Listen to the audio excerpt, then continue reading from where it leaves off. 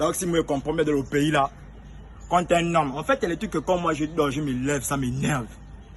Donc quand un homme se lève pour aller en forêt et abattre les gibiers, on crée les eaux et forêts pour la protection des animaux, on ne refuse pas.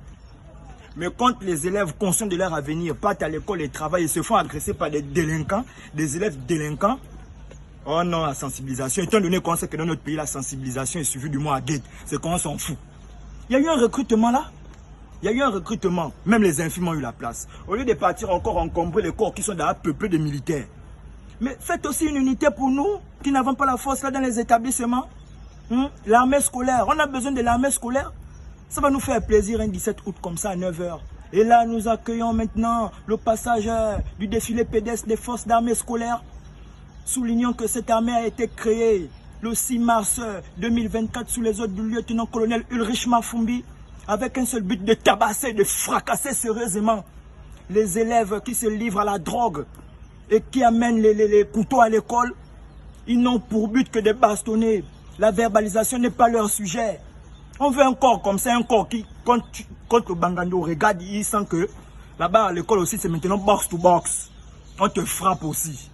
On veut un corps comme ça, un corps qui va nous protéger. On n'a pas la force. Nous, on vient pour apprendre. Eux, ils viennent pour nous agresser. On veut un corps. Et rappelons aussi que les sanctions de ce corps peuvent partir de 6 mois à 1 an sans salaire. Au cas là où il y a une légèreté dans le service, là même le militaire, lui, sait que s'il ne te frappe pas sérieusement jusqu'à te faire sortir le tibia, il va perdre son emploi. Donc il est obligé de te bastonner sérieusement. Parce que les surveillants que vous nous envoyez là, ce sont d'ailleurs des pères de famille. Ils voient là, parfois, ils voient son petit-fils.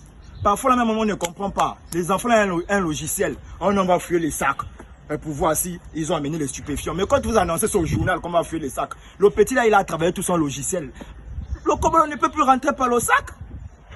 On veut une police qui détruit. Une police que quand l'élève regarde comme ça là, ils sentent que non, là, je suis touché. Il va même fouiller derrière le sac 6 fois pour voir s'il y a le couteau dedans. Parce qu'il sait que non, il y a derrière la police là-bas à l'école.